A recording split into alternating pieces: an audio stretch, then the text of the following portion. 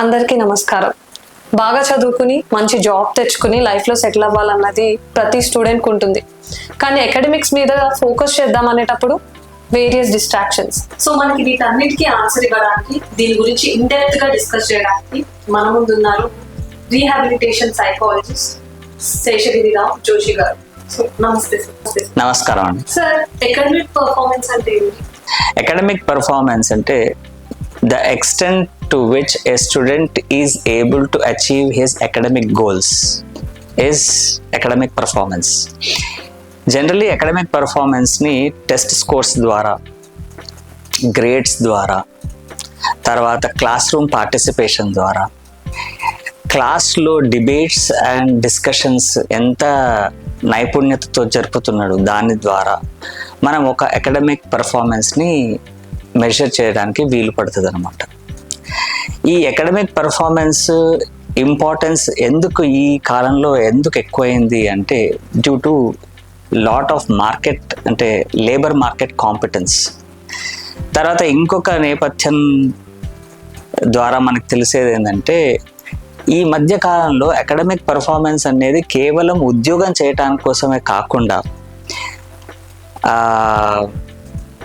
Business చేయటానికి, startups ఇది చేయటానికి, తర్వాత ప్రెజెంటేషన్స్ ఇవ్వటానికి దీనికి కూడా ఎంతో ఉపయోగపడుతుంది. ఎందుకంటే అకాడమిక్స్ ద్వారానే మీకు ఎట్లా మాట్లాడాలి, ఎంత మాట్లాడాలి, ఎక్కడ మాట్లాడాలనేది మీకు ఒక విశ్లేషణ శక్తి ఏర్పడుతుంది. సో సార్, ఒక స్టూడెంట్ తన అకాడమిక్ పర్ఫార్మెన్స్ బాగుండాలంటే తనలో ఏ క్వాలిటీస్ ఉండాలంటారు? ఒక స్టూడెంట్కి ముఖ్యంగా నా ఉద్దేశంలో ఏంటంటే స్వీయ నిగ్రహణ, సెల్ఫ్ రెగ్యులేషన్ అనేది చాలా ముఖ్యమైనది. ఈ సెల్ఫ్ రెగ్యులేషన్ అనేది దీని మీద చాలా రీసెర్చ్ కూడా జరిగింది. The most prominent people in this research is one called Zimmerman. Zimmerman ఒక మోడల్ తీసుకొచ్చినాడు. జిమ్మర్మన్ ఏమంటాడు అంటే how much a person is able to regulate himself, his cognitions అంటే థింకింగ్, his behavior, అతని ప్రవర్తన, అతని ఆలోచనలు, అతని ప్రవర్తన, అతని యొక్క ఇమోషన్స్ని ఎంతవరకు అయితే అతను మానిటర్ చేయగలుగుతున్నాడు, ఎంతవరకు రెగ్యులేట్ చేయగలుగుతున్నాడు, దీని మీద ఆధారపడి ఉంటుందని అన్నాడు అనమాట. అకాడమిక్ పర్ఫార్మెన్స్ అనేది స్వీయ నిగ్రహణ మీద ఆధారపడి ఉన్నది. అదేంటి అంటే ఆలోచన ఒకటి, అతని ప్రవర్తన ఒకటి, అతను భావాత్మకమైన నిర్ణయాలు తీసుకోవటమా లేకపోతే విశ్లేషణాత్మకమైన నిర్ణయాలు తీసుకోవటమా, దీని మీద ఆధారపడి ఉంటుందని చెప్తున్నాడు అనమాట. అయితే దీంట్లో ఇతను ఏం చేస్తున్నాడంటే ఒక 3 ఫేజెస్ తీసుకొచ్చినాడు. ఫేజెస్ అంటే ఒక పొరలు అనుకోండి మనం. ఆ పొరల్లో ఫస్ట్ లేయర్ ఏంటి అంటే అతను ఏమంటే 4 థాట్ ఫేజ్ అంటారు. 4 థాట్ ఫేజ్ అంటే ఈ 4 థాట్ ఫేజ్లో గోల్ సెట్టింగ్ అనేది ఎక్కువగా జరుగుతుంది, స్ట్రాటజిక్ ప్లానింగ్ ఉంటుంది, తర్వాత సెల్ఫ్ ఎఫికసీ అంటే అతనికి నమ్మకం ఉండే యొక్క ఫేజ్ అనమాట. ఈ ఫేజ్లో మనకి nearly 70 to 80% of the student population will be successful in this phase. Planning fantastic చేస్తారు, స్ట్రాటజీ వేసుకుంటారు, షెడ్యూలింగ్, టైం టేబుల్ అన్నీ వేసుకుంటారు. నెక్స్ట్ ఒక నెలలో ఎగ్జామ్ ఉందంటే ప్రిపేర్ కావడానికి ఏవేవి కావాలో అన్నీ కూడా వాళ్ళ సిలబస్ రెడీ చేసుకోవటం, మన క్లాస్ వర్క్ కంప్లీట్ చేసుకొని ఉంచుకోవటం, ఇవన్నీ కూడా almost nearly 70% of the population చేస్తుంది. ఇక్కడ ఇబ్బంది ఎక్కడ వస్తుంది అంటే ఈ 2 ఫేజెస్లో. ఈ రెండో ఫేజ్ అంటే పర్ఫార్మెన్స్ ఫేజ్ అనమాట. ఈ పర్ఫార్మెన్స్ ఫేజ్లో ఏంటి అంటే how you are able to use your efforts, ఎంత క్లెవర్గా మీ యొక్క ఎఫర్ట్స్, ఒక పొటెన్షియల్ ఉంటుంది, ప్రతి మనిషిలో ఒక పొటెన్షియల్ ఉంటుంది.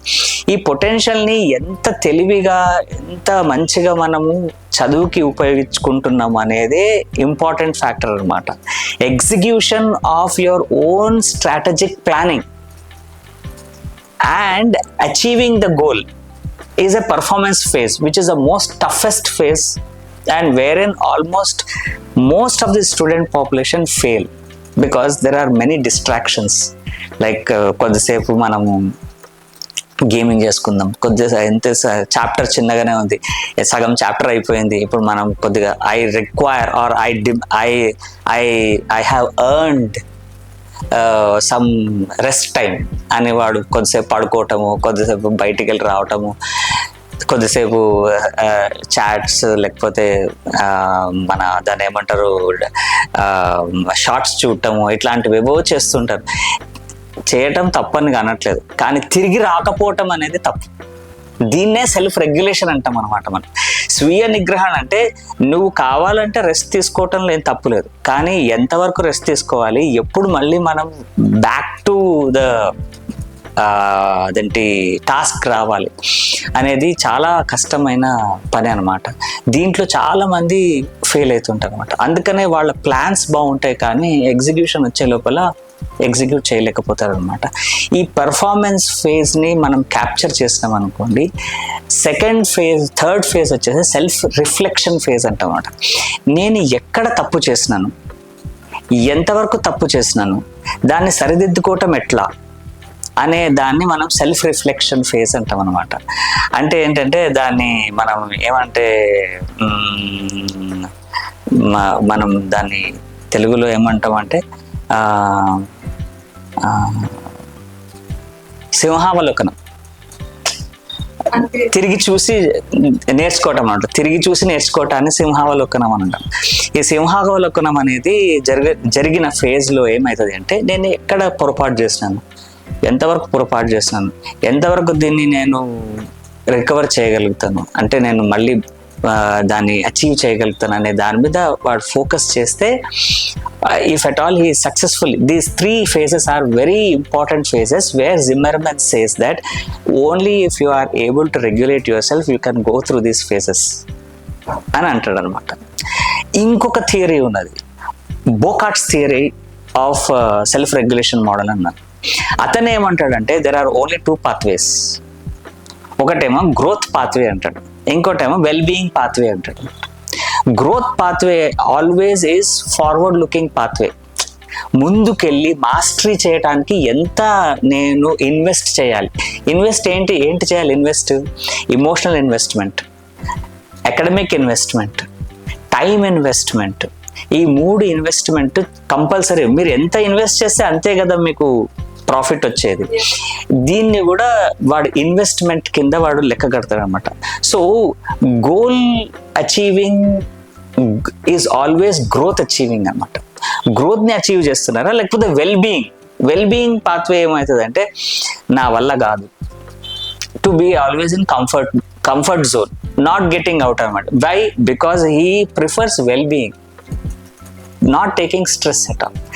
If you take stress and challenge yourself, you need to commit yourself responsibly and move forward, which is difficult. So most of the time people who have well-being dominance might not go forward. They will be where they are. మనం చూస్తుండొచ్చు, టీచర్లు కానీ, మంచి professionals కానీ, skilful people కానీ, వాళ్ళు ముందు ప్రమోషన్లు రాకపోవటం జరుగుతుంటుంది వాళ్ళకి. ఎందుకు అంటే they feel that's enough, they are not able to challenge themselves further more. అందుకనే వాళ్ళకి ఆ ఇబ్బంది ఉంటుంది అని బోకాట్ చెప్తారు అనమాట. ఈ 2 pathways ని బట్టి మనుషులు they will motivate themselves. 2 important factors ఉన్నాయి. ఒకటి motivation, second one is discipline. Motivation is ignition అనమాట, ఇగ్నైట్ చేస్తుంది అంతే. ఈరోజు మనకి అద్భుతంగా నేను చెప్పింది మీరు గ్రహించిన తర్వాత రేపటి నుంచి ఎట్లయినా నేను పాటిస్తానని అనుకుంటాం. మనం రేపు పొద్దున్న తెల్లారంగానే అబ్బా వెళ్ళాలా, చెయ్యాలా అనిపిస్తుంది అనమాట. ఈ యొక్క దాన్ని మోటివేట్ అయినాడు వాడు, కానీ డిసిప్లిన్ లేకపోవటం వల్ల వాడు వెనక్కి తిరుగుతాడు. డిసిప్లిన్ ఏది ఈరోజు అంటే 2-3 రోజుల్లో వచ్చే విషయం కాదు అది అది it should be inculcated in your blood, in your culture, in your way of life. ఆ డిసిప్లిన్ అనేది ఫ్యామిలీలో కూడా ఉంటుంది.